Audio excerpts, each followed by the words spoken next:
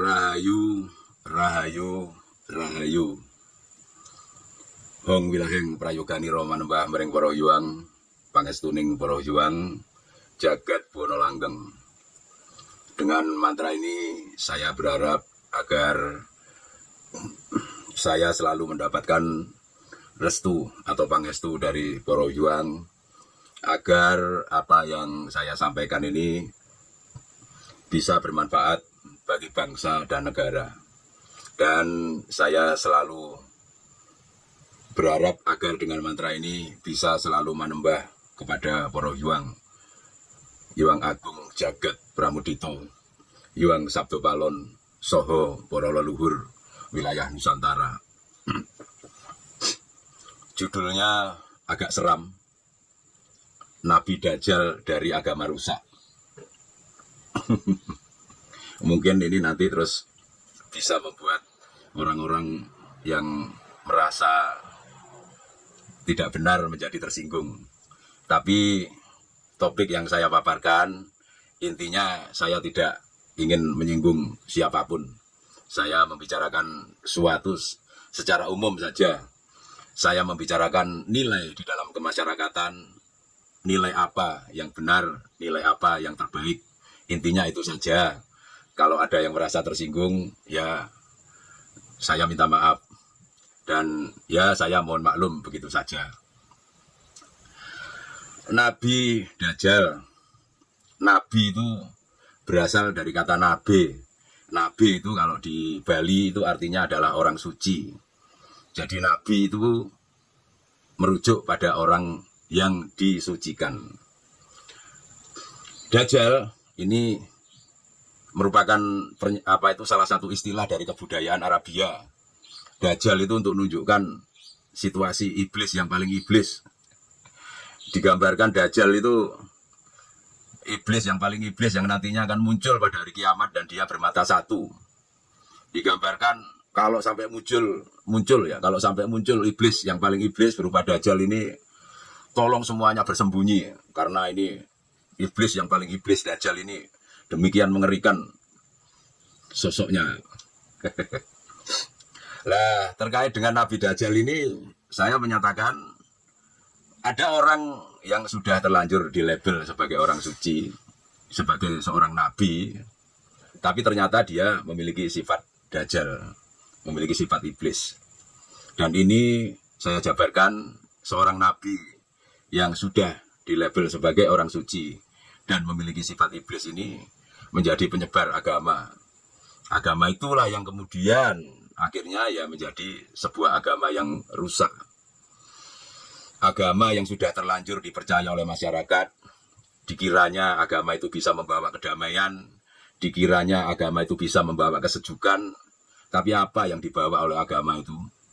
Kesewenang-wenangan, keserakahan, radikalisme, intoleransi, kerusakan-kerusakan yang ada di muka bumi ini dibawa oleh agama itu, disebarkan oleh agama itu. Sampai kalau negara itu terpapar dengan virus agama ini, maka negara itu akan menjadi rusak. Peperangan akan terjadi di mana-mana. Penyiksaan-penyiksaan akan terjadi di mana-mana. Jadi ini gambaran keburukan tentang orang suci yang sudah dilabel oleh Nabi. Orang yang dianggap suci oleh masyarakat, dilabel oleh nabi, menjadi nabi, dilabel menjadi wakil Tuhan, dan kemudian menyebarkan agama. Agamanya juga sudah terlanjur dipercaya oleh masyarakat. Ternyata agama ini nilai dan kualitasnya amat sangat buruk, menyebabkan kerusakan-kerusakan, kematian-kematian, penyiksaan-penyiksaan, kekejaman-kekejaman di permukaan bumi ini. Inilah agama rusak yang disebar oleh Nabi Dajjal itu tadi. Sekali lagi, saya tidak merujuk pada agama manapun. Yang jelas, kalau sampai agama itu menjadi penyebab kerusakan di muka bumi, maka itu jelas-jelas merupakan agama rusak. Bagaimana seorang suci, seorang nabi, kemudian memberikan contoh yang bertentangan dengan kemanusiawian manusia, misalnya begitu. Misalnya mengenai perjodohan. Manusia berjodoh ya antara laki dan perempuan satu. Tapi terus kemudian dengan alasan Nabi ini orang suci ini nggak bisa menahan konaknya, nggak bisa menahan nafsunya, dia mencontohkan akhirnya boleh kawin berkali-kali sampai 5 kali misalkan begitu. Ya ini kan terus ya jelas membuat kerusakan kalau sampai dicontoh oleh orang-orang yang lainnya. Orang-orang yang lainnya ya paling tidak dengan adat dan tradisi Jawa lah. Dengan adat dan tradisi Jawa ini tidak cocok kalau terus kemudian orang itu disarankan untuk kawin banyak begitu ya. Karena di Jawa itu ada istilah mimilan mituno. Mimilan mituno itu digambarkan sebagai sebuah sosok yang cintanya abadi antara laki-laki dan perempuan. Seperti hewan laut mimilan mituno. Hewan laut mimilan mituno itu kalau satu itu miminya mati, maka mitunonya mati. Jadi gambarannya seperti itu. Cinta yang sehidup semati. Bukan cinta yang digebiah-uyah, yang dijabarkan yang lain-lain. Omong kosong kalau orang ngomong, jodoh itu ada di tangan Tuhan. Jodoh ada di tangan Tuhan kan kalau satu dengan satu orang. Nggak kawin-kawin, belum ketemu jodohnya, ya sudah. Nah kalau terus kemudian kawinnya ada 5 orang begitu, jodohnya ada 4. Tuhan menentukan bahwa orang itu berjodoh dengan 5 orang. Tuhan konyol kalau sampai Tuhan itu seperti itu. Belum selesai dengan hal semacam itu, nabinya yang Dajjal ini kawin banyak sampai 5 biji istrinya. Belum selesai, masih kurang, dia pengen gituan kemana-mana begitu. Sampai dia mencontohkan kalau punya budak, budak itu boleh digituin. Budak itu boleh. Kalau dia punya budak perempuan, budak itu boleh digituin seenaknya sendiri. Belum selesai dengan istrinya yang jumlahnya 5, dia boleh gituin budaknya lagi. Mau berapa ini? Ini kan masalahnya, ya orang suci ya, orang suci. Manusia normal saja. Kalau dari spiritualis Jawa, itu sudah disarankan untuk ya urip sing prasaja, hidup yang sederhana gitu ya. Sareh sumeleh begitu, sadermo nglakoni, setia kepada istrinya. Setia kepada istrinya itu artinya harkat dan martabat orang di dalam hidup, nilai orang di dalam hidup itu bukan ditentukan dari bagaimana dia ngobrol nafsunya kepada banyak wanita gitu. Pengen gituan dengan satu wanita, merasakan gituan dengan satu wanita enak gitu. Terus dia ngobrol nafsunya pengen gituan dengan wanita yang lain, kawin 2. Ngobrol lagi pengen dengan wanita yang lain, kawin 3. Sampai kawin 5. Belum selesai dia sampai kawin 5. Ketemu budak gitu, nggak usah dikawin tapi boleh digituin gitu. Diobrol-obrol kayak gitu, ini dianggap nabi. Ya nabi Dajjal kalau sampai seperti ini gitu. Ya ini mari kita telah bersama bahwa nggak benar gitu. Orang sudah seperti binatang gitu. Kambing itu gituan kemana-mana. Nggak puas dengan kambing ini, dengan kambing itu, dengan kambing itu. Nggak puas ketemu kambing budak, disikat juga gitu. Benar-benar nabi Dajjal kalau sampai seperti ini. Ini yang terus kemudian diakui oleh orang-orang, disembah, dijadikan junjungan. Ya luar biasa buruknya agama yang sampai seperti ini.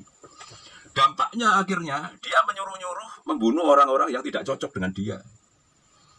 Wong agama loh sampai melegalkan boleh memenggal kepala orang lain kalau bersalah. Agama itu untuk kehidupan, untuk kelestarian kehidupan manusia. Kok sampai membolehkan untuk memenggal kepala orang yang lain? Agama menyuruh untuk memotong tangan orang lain kalau dia melakukan kesalahan begitu. Agama apa kalau sampai seperti itu gitu. Jelas-jelas kerusakan di muka bumi ini akan terjadi dengan deras kalau sampai hal-hal yang diperintahkan oleh agama-agama ini dijalankan. Itu benar-benar bukan merupakan perintah Tuhan. Tuhan tidak memerintahkan seperti itu. Orang-orang Jawa, orang-orang Nusantara semuanya yang nyawiji dengan Gusti, halus hatinya, berkomunikasi dengan Gusti, bertemu dengan Gusti di dalam jagat alitnya, halus hatinya. Nggak ada sampai menyakiti orang lain begitu, apalagi membunuh, memenggal, memotong tangan. Nah kalau misalkan orang di Nusantara ini saja sudah sehalus itu terhadap rasa kemanusiaan, terus disuruh mengikuti agama yang mengizinkan memenggal kepala, mengizinkan memotong tangan, ya rusak jadinya bumi ini kalau diisi hal-hal semacam ini. Saya melihat pergerakan kesadaran masyarakat Nusantara ini luar biasa. Jadi masyarakat Nusantara sudah tidak bisa lagi dibohong-bohongi dengan doktrin dan dogma yang menyesatkan, yang merugikan. Dan saya lihat ini mulai berkumpul dan berserikat membentuk perkumpulan-perkumpulan yang mengkritisi agama rusak yang ada di muka bumi ini tadi. Ini bagus. Sudah zamannya kontraknya sudah habis untuk agama rusak ini ya. Kerusakan yang ditimbulkan sudah berdampak luar biasa parahnya. Sudah nggak dipercayai lagi, sudah titiwanci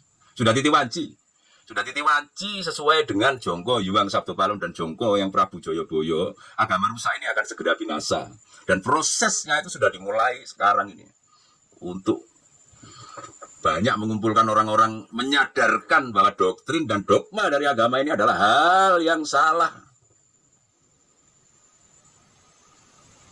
Agama yang disebarkan oleh Nabi Dajjal dengan prinsip-prinsip Dajjal, dengan prinsip-prinsip iblis, benar-benar ini sudah tidak cocok lagi untuk diterapkan. Harus disadari semuanya, kalau tidak bumi ini akan menjadi rusak. Dan orang-orang Nusantara sudah mulai bangkit. Saya lihat banyak berkumpul dan berserikat. Dan mereka ini orang-orang Nusantara yang berkumpul dan berserikat ini sedang memutar roda zaman ini. Orang-orang yang mengikuti agama dari Nabi Dajjal ini mulai tergilas dengan roda zaman ini satu persatu. Kalau dia sadar dan mau ikut memutar roda zaman, ikut melestarikan adat dan tradisi leluhur Nusantara, maka dia akan selamat. Seperti yang dikatakan oleh Yang Sabtopalon, siapapun yang mengikuti Yang Sabtopalon akan diselamatkan. Tapi yang tidak akan tergilas roda zaman, dibiarkan menjadi makanan bekasaan rupi-rupi, menjadi menjadi makanan raksasa-raksasa jahat yang digambarkan oleh Yang Sabtopalon dalam Jongko Sabtopalon itu tadi. Gitu. Semoga kita semua diberi keselamatan oleh Hyang Agung Jagat Pramudita.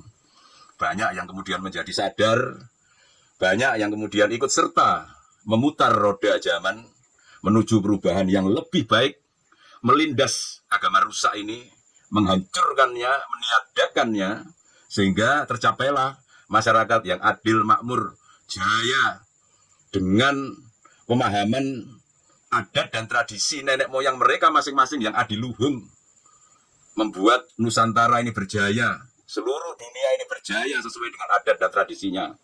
Tidak ada lagi kerusakan di muka bumi yang disebabkan oleh nafsu-nafsu orang-orang yang dibungkus dengan dalil-dalil agama. Demikian, semoga bermanfaat untuk Anda semuanya, dan semoga Anda semuanya tetap bersemangat melestarikan adat, tradisi, sejarah, budaya, dan spiritualitas Nusantara. Semoga damai selalu, rahayu mulyaning jagat.